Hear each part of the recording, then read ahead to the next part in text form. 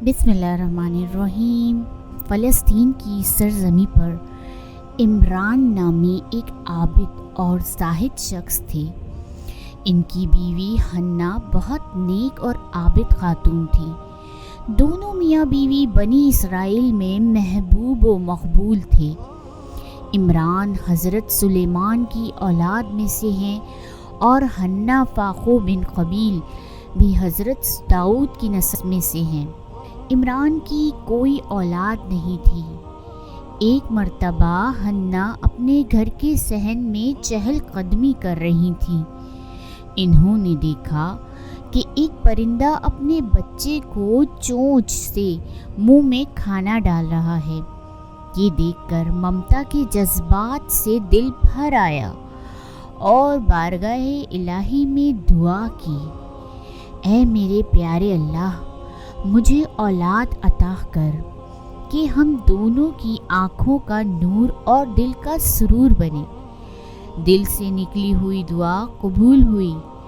हन्ना ने चंद रोज़ के बाद महसूस किया कि वो माँ बनने वाली हैं। इन्हें दिली मुसर्रत हुई और जज्बा तशक्कुर से इन्होंने नज़र मान ली कि जो बच्चा पैदा होगा इसको मस्जिद अक्सा की खिदमत के लिए वक्फ कर देंगी। माँ बनने से पहले हन्ना के शौहर इमरान का इंतकाल हो गया। बाद में लड़की पैदा हुई। हन्ना के लिए ये लड़की भी लड़के से कम न थी, मगर ये एहसास दामनगीर हुआ कि मैंने जो नज़र मानी है वो पूरी नहीं होगी। अल्लाह ताला ने इन्हें ये बताकर खुश कर दिया कि हमने तेरी लड़की को कबूल किया और लड़की की वजह से तुम्हारे ख़ानदान मोअज़्ज़ज़ और मुबारक होगा। हन्ना ने लड़की का नाम मरियम रखा। सुरियानी ज़बान में मरियम के मायने खादमा के हैं। हज़रत मरियम जब शऊर को पहुँची तो ये मामला दरपेश हुआ कि मुक़द्दस हैकल की अमानत किसके सुपुर्द की जाए। हर एक ने ये ख्वाहिश जाहिर की कि इस मुक़द्दस अमानत का कफ़ील मुझे बनाया जाए। हज़रत ज़करिया हज़रत मरियम के खालू थे, मुक़द्दस हैकल के मुअज़्ज़ज़ काहिन और नबी थे, इसलिए ये सईद अमानत उनके सुपुर्द कर दी गई। हज़रत ज़करिया अलैहिस्सलाम ने हज़रत मरियम अलैहिस्सलाम के लिए हैकल के करीब एक हुजरा मखसूस कर दिया ताकि वो दिन में इबादत इलाही में मसरूफ़ रहें और जब रात होती तो वो अपने घर ले जाते थे। हज़रत मरियम अलैहिस्सलाम इबादत में मसरूफ़ रहती। इनके सुपुर्द हैकल की जो खिदमात की गई थी इसे भी निहायत एहसन तरीके से पूरा करती थीं। हज़रत ज़करिया हज़रत मरियम की ज़रूरी निगहदाश्त के सिलसिले में कभी कभी हुजरे में तशरीफ़ ले जाते थे। इनको ये बात अजीब लगती थी कि मरियम अलैहिस्सलाम के पास अक्सर बेमौसम के ताज़ा फल मौजूद होते थे। एक रोज़ इन्होंने दरियाफ़्त किया, मरियम, तेरे पास ये बेमौसम फल कहाँ से आते हैं? बीबी मरियम ने कहा, अल्लाह का फजल है, वो जिसको चाहता है बेगुमार रिज़्क़ अता करता है। हज़रत ज़करिया समझ गए कि अल्लाह ताला के यहाँ मरियम का ख़ास मर्तबा है। साथ ही बेमौसम ताज़ा फलों के वाक़े ने दिल में ये तमन्ना पैदा कर दी कि जिस अल्लाह ने अपनी कुदरत से बेमौसम फल पैदा कर दिए हैं वो मेरे बुढ़ापे और बीवी के बांझ होने के बावजूद मुझे बेटा ज़रूर अता करेगा। ये सोचकर इन्होंने खुशू व खुजू के साथ अल्लाह ताला के हुजूर दुआ की। अल्लाह ताला ने इनकी दुआ कबूल फरमाई। कुरान शरीफ में ये वाक़या कुछ इस तरह से है, और इसकी कफ़ालत ज़करिया ने की। जब इसके पास ज़करिया दाखिल होते तो इसके पास खाने की चीज़ें रखी देखते थे। زکریا علیہ السلام نے کہا اے مریم تیرے پاس کہاں سے آئی یہ چیزیں؟ مریم نے کہا یہ اللہ کے پاس سے آئے ہیں، بلا شبہ اللہ جس کو چاہتا ہے بے حساب رزق دیتا ہے۔ سورہ آل عمران آیات نمبر 37۔ حضرت بی بی مریم اپنے مقدس مشاغل کے ساتھ پاک زندگی بسر کرتی رہی۔ حضرت زکریا ان کے زاہد و تقوی سے بے حد متاثر تھے کہ اللہ تعالیٰ نے ان کی عظمت کا درجہ اور زیادہ بلند کیا اور فرشتوں کے ذریعے ان کو بارگاہ الہی میں برگزیدہ ہونے کی بشارت سنائی گئی۔ قرآن شریف میں یہ واقعہ اس طرح بیان کیا گیا ہے، جب فرشتے نے کہا اے مریم بلا شبہ اللہ نے تجھ کو بزرگی دی اور پاک کیا اور دنیا کی عورتوں پر تجھ کو برگزیدہ کیا، اے مریم اپنے پروردگار کے سامنے جھک جا اور سجدہ ریز ہو جا اور رکوع کرنے والوں کے ساتھ رکوع کر۔ سورہ آل عمران آیات نمبر 42 تا 43۔ عابدہ زاہدہ عفت ماپ مریم علیہ السلام اپنے حجرے میں عبادت میں مشغول رہتی تھیں، ضرورت کے بغیر باہر نہیں نکلتی تھیں۔ ایک مرتبہ مسجد اقصیٰ کی مشرقی جانب لوگوں سے دور ایک گوشے میں تنہا بیٹھی تھیں کہ اچانک انسانی شکل میں فرشتہ ظاہر ہوا اور حضرت مریم علیہ السلام نے ایک اجنبی شخص کو اپنے سامنے دیکھا تو گھبرا گئیں اور فرمایا اگر تجھ کو کچھ بھی اللہ کا خوف ہے تو میں اللہ کا واسطہ دے کر تجھ سے پناہ مانگتی ہوں۔ فرشتے نے کہا مریم خوف نہ کر، میں انسان نہیں بلکہ اللہ کی طرف سے بھیجا ہوا فرشتہ ہوں اور تجھ کو بیٹے کی بشارت دینے آیا ہوں۔ مریم نے یہ سنا تو تعجب سے کہا لڑکا کیسے ہو سکتا ہے جبکہ مجھے آج تک کسی شخص نے ہاتھ نہیں لگایا؟ فرشتے نے کہا میں تو تیرے پروردگار کا قاصد ہوں، اس نے مجھ سے اسی طرح کہا ہے اور یہ بھی فرمایا ہے کہ یہ کام میں اس لیے کروں گا کہ تجھ کو اور تیرے لڑکی کو کائنات کے لیے اپنی قدرت کا نشان بنا دوں اور لڑکا میری جانب سے رحمت ثابت ہوگا اور میرا یہ فیصلہ اٹل ہے۔ اے مریم اللہ تعالیٰ تجھ کو ایسے لڑکے کی بشارت دیتا ہے جو اس کا کلمہ ہوگا اور اس کا لقب مسیح اور نام عیسیٰ ہوگا اور وہ دنیا و آخرت میں باوجاہت اور صاحب عظمت رہے گا کیونکہ اللہ تعالیٰ کے مقربین میں سے ہوگا۔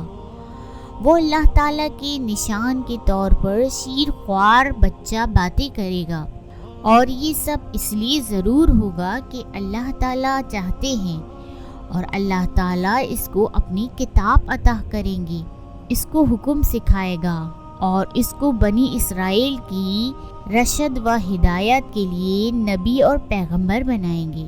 قرآن حکیم نے ان واقعات کو اس طرح بیان کیا ہے۔ وہ وقت قابل ذکر ہے جب فرشتوں نے مریم سے کہا اے مریم اللہ تعالیٰ تجھ کو اپنے کلام کی بشارت دیتا ہے، اس کا پورا نام مسیح عیسیٰ ابن مریم ہوگا اور دنیا و آخرت میں صاحب وجاہت اور ہمارے مقربین میں سے ہوگا اور وہ ماں کی گود میں لوگوں سے کلام کرے گا اور وہ نیکوکاروں میں سے ہوگا۔ مریم نے کہا میری لڑکا کیسے ہو سکتا ہے جبکہ مجھے کسی مرد نے ہاتھ تک نہیں لگایا؟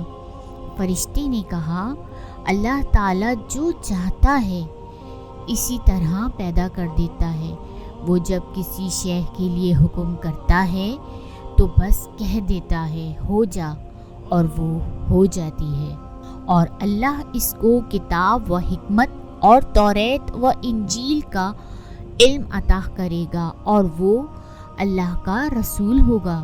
سورہ آل عمران آیات نمبر 45 تا 49۔ بشری تقاضے کے تحت مریم علیہ السلام پر اضطرابی کیفیت طاری ہو گئی۔ اس کیفیت نے اس وقت شدت اختیار کر لی جب ولادت کا وقت قریب آ گیا، اور اضطراب کی حالت میں کھجور کے ایک درخت کے تنے کے سہارے بیٹھ گئیں، اور بعد میں پیش آنے والے حالات کا اندازہ کر کے انتہائی دکھ سے کہنے لگیں، کاش کہ میں اس سے پہلے مر چکی ہوتی اور لوگ میری ہستی فراموش کر چکے ہوتے۔ نخلستان کی نشیب سے فرشتے نے پکارا، مریم غمگین نہ ہو، تیرے پروردگار نے تیرے نیچے ایک چشمہ جاری کر دیا ہے، اور تو اس درخت کے تنے کو ہلا، تیرے اوپر تازہ کھجوریں گریں گی، پس تو کھا اور پی، اور اپنی آنکھیں بچے کے نظارے سے ٹھنڈی کر۔ پھر اگر آدمی نظر آئے تو اسے کہہ دے کہ میں نے رحمان کے لیے روزے کی نظر مانی ہے، اسی لیے آج میں کسی سے بات نہیں کروں گی۔ سورہ مریم آیات نمبر 24 تا 26۔ تنہائی اور تکلیف میں پیش آنے والے حالات سے حضرت مریم پر جو خوف طاری ہو گیا تھا، فرشتے کے تسلی آمیز باتوں سے راحت میں تبدیل ہو گیا۔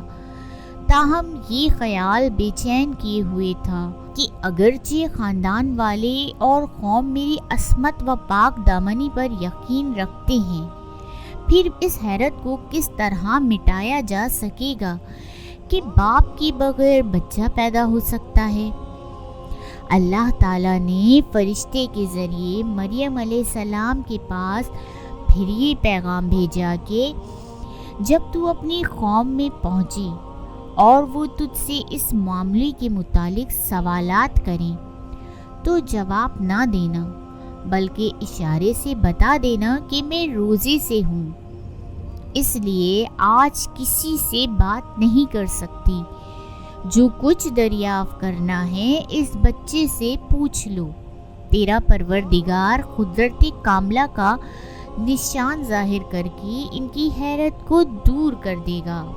حضرت مریم وحی الہی سے مطمئن ہو گئیں اور بچے کو گود میں لے کر بیت المقدس کی جانب روانہ ہوئیں۔